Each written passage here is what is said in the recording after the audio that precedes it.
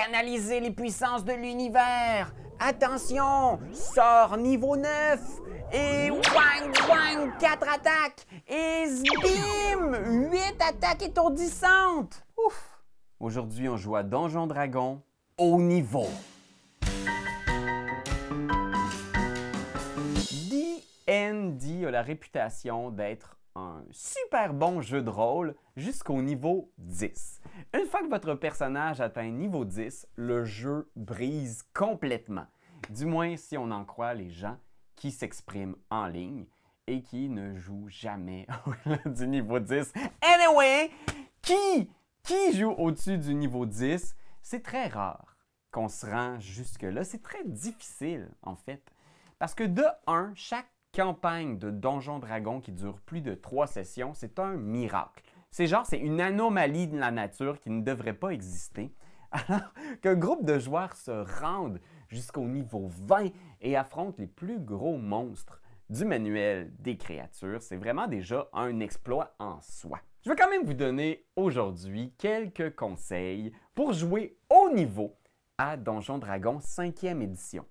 Il faut y aller avec quelques petites annonces avant, vous devez le savoir. À Donjon Dragon 5e édition, moi, personnellement, j'ai rarement joué au-delà du niveau 12 ou 13. Quand on avait fait la tombe de l'annihilation, on s'était rendu quand même niveau 11-12, je pense. Capitaine Pétric était rendu niveau 13. Puis dans Pathfinder, on a fait une campagne qui se rend jusqu'au niveau 17. Mais niveau 17 dans Pathfinder, c'est vraiment, je vous le dis, là, ne faites pas ça. C'est genre, il y a ça aussi! Tu te rends au niveau puis tu réalises que c'est épuisant. C'est plus drainant que des devoirs de mathématiques 536. C'est des corvées faire un tour de personnage quand tu te rends à ce niveau-là dans Pathfinder.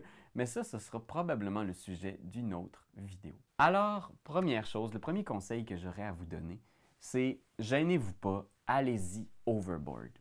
Allez ouvrir le manuel des monstres puis sortez les plus grosses créatures que vous y trouvez parce que même rendu niveau 12, 13, les joueurs ont accès à tellement de choses, tellement d'options. Leur coffre à outils est devenu tellement énorme qu'il ne faut pas se gêner d'aller leur lancer des créatures qui sont théoriquement beaucoup trop fortes pour eux. Vous n'êtes pas sans savoir que Donjon Dragon, spécifiquement la 5e édition, est un jeu où l'économie d'action est reine. Donc, le groupe dans un combat qui a accès au plus grand nombre d'actions va probablement être le groupe qui va gagner le combat, peu importe la puissance des créatures. Là, il y a un petit astérix à mettre ici. Si c'est des gobelins, c'est sûr que non. Mais vous comprenez ce que je veux dire? Plus vous avez d'actions, plus vous êtes puissant. Et les joueurs rendus niveau 10, 12 se ramassent avec un paquet d'actions. Fait qu'il ne faut pas se gêner, même si sur papier ça a l'air complètement fou. Vous pouvez lancer un CR niveau 18, un niveau de difficulté, comme ils disent en français. Niveau de difficulté 18 contre votre groupe niveau 12. Ils ont des bien bonnes chances d'être capables de s'en tirer. Et ce, surtout parce que même s'ils ne remportent pas le combat, les joueurs sont rendus avec tellement d'options de mobilité que c'est plus vraiment un stress d'affronter. Mais je veux dire, ça peut être la seule façon de stresser votre groupe, ça va être d'y aller overboard. Parce que les joueurs peuvent se téléporter. Fait que si la situation devient terrible, ils ont toujours une option de sortie. Ils peuvent toujours se rassembler, faire une petite téléportation pour partir ailleurs. Même chose si un des membres du groupe meurt. Donc, mettons que vous êtes vraiment allé overboard, là, vous les faites affronter Zariel en personne, et finalement, le groupe tombe comme des mouches. C'est pas si stressant que ça, parce qu'il y a toujours une façon de les ramener à la vie, d'une façon ou d'une autre. Fait que si vous allez à fin fond le caisson, là, pour vraiment mettre en difficulté vos personnages niveau 15, il va falloir travailler très très fort et leur sortir les plus grosses créatures que vous avez à votre portée. Aussi, rendu à ce niveau-là, surtout dans Pathfinder ou dans d'autres jeux très complexes, le principal conseil que j'ai à vous donner si vous faites un énorme combat, soit avec une créature extrêmement puissante, comme un dragon, une liche, qui a des actions légendaires, qui a des résistances légendaires, ou qui a une liste infinie de sorts duquel vous pouvez choisir pour agacer vos joueurs, bien, prenez un temps pour vraiment lire en détail les habiletés de ces créatures-là. Parce que oui, moi j'ai tendance à un peu improviser les monstres, fait que je vais lire en diagonale leur stat block, je vais lire en diagonale le pouvoir, puis même si je ne le comprends pas tout à fait, je comprends en gros ce que mécaniquement ils devraient faire. Mais quand on arrive niveau 10, 12, 13, 14, 15, là, ça devient vraiment drainant. En plus que les combats peuvent être extrêmement longs. Même dans Donjons Dragons 5e édition, surtout parce que les créatures ont tellement de points de vie que si déjà le combat est vraiment un slog, comme on dit en anglais, donc une traînerie qui n'en finit plus de finir, ben, si en plus vous prenez 2 minutes à votre tour pour essayer de comprendre comment fonctionne le sort boule de feu à retardement, ben, vous allez allonger encore davantage le combat, qui va perdre son rythme. Et alors que ça devrait être l'apothéose de votre campagne, les joueurs vont avoir l'impression que ben, finalement le combat va durer 2-3 parties, puis on est là pour jusqu'à minuit. Fait qu'il faut, pour garder le rythme, faire ses devoirs. Fait que oui, on n'a pas le choix, rendu haut niveau, il faut vraiment bien lire les sorts, les habiletés, les stat blocks, puis un petit peu comprendre comment va fonctionner la créature. Fait que oui, puis je pense que ça contribue au fait que les gens ont l'impression que haut niveau, ça devient un peu drainant. C'est plus difficile d'improviser sans tout faire déraper. Fait que lisez attentivement chaque sort, chaque habileté. Puis n'oubliez jamais, si vous comprenez ce concept-là dans 5e édition, vous allez être en business, là, votre monstre a des actions légendaires. Donc une action légendaire, c'est un tour supplémentaire que votre monstre peut faire, peut prendre, en dehors de son tour de jeu habituel. Normalement, vous pouvez faire une action légendaire après le tour d'un joueur. Vous avez une série d'options. Souvent, votre monstre va pouvoir faire une attaque supplémentaire, un coup de queue, jeter un sort gratuitement si c'est une liche. Fait que ça, il faut les utiliser parce que, comme je vous l'ai dit, si votre monstre a juste une action, il va se faire dégommer. Même s'il y a 400 points de vie, les joueurs à ce niveau-là ont tellement d'options pour faire mal qu'il faut rester mobile, il faut rester hors d'accès des joueurs.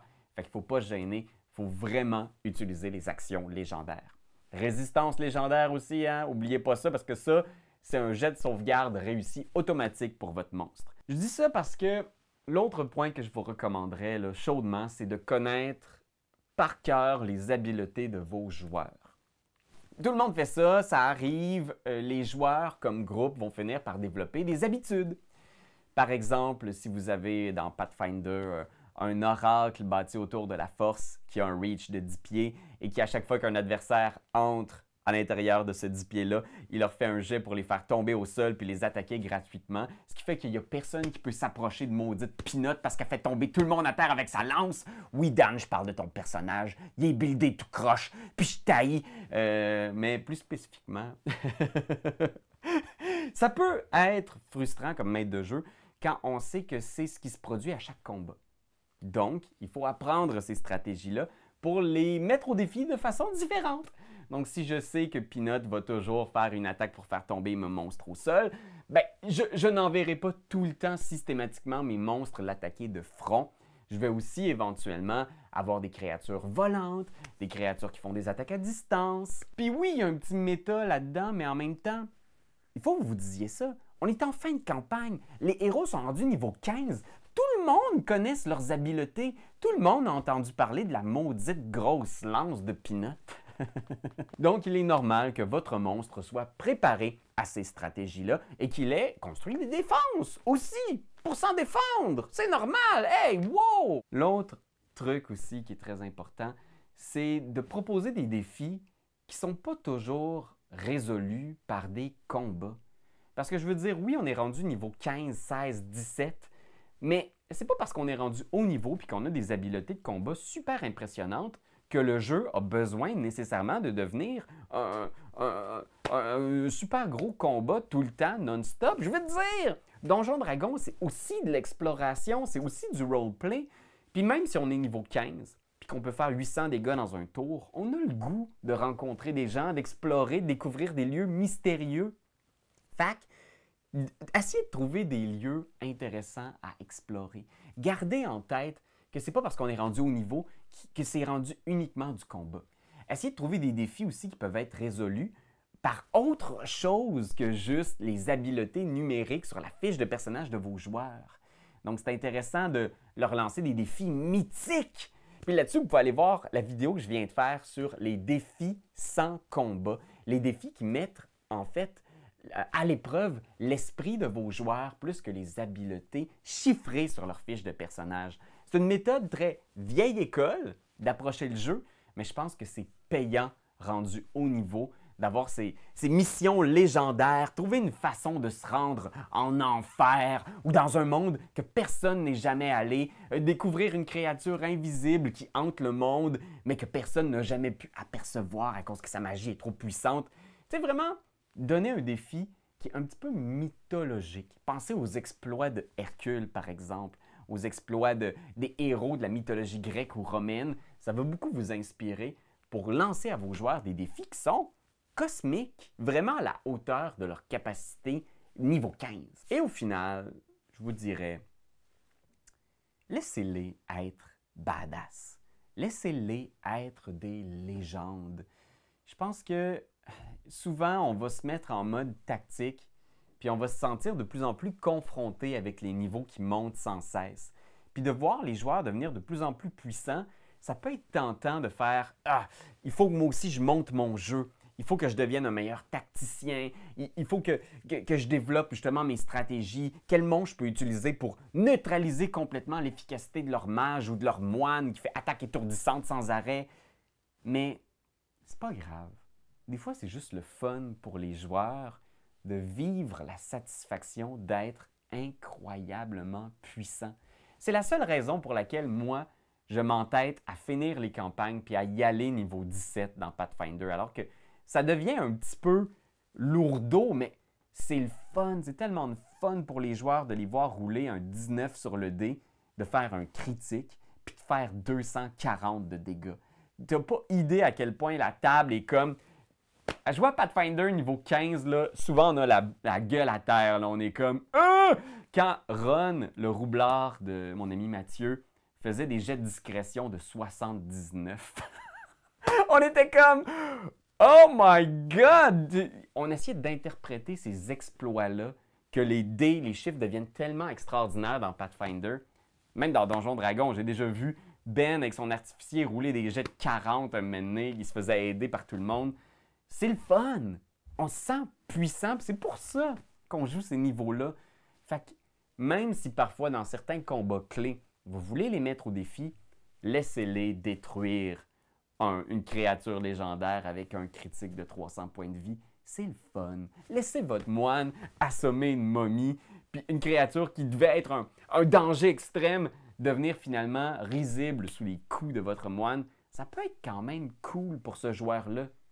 Fait que oui, des fois, c'est le fun d'être un vrai badass. Puis vous, avez-vous des trucs? Est-ce que vous avez vos campagnes au niveau qui durent depuis un certain temps? Est-ce que vous avez des façons d'entretenir la flamme, le défi pour des joueurs qui sont rendus presque invincibles? N'hésitez pas à laisser des commentaires. Ça va me faire plaisir de lire ça. Puis écoute, on est sur le point de finir Iron Gods avec mon groupe maison. Fait que je pense que le combat final, c'est comme un challenge rating 23 ou 24. J'ai vraiment hâte de jouer ça puis de vous en reparler sur la chaîne. Fait que oui, je vous souhaite de très longues campagnes. On se retrouve bientôt.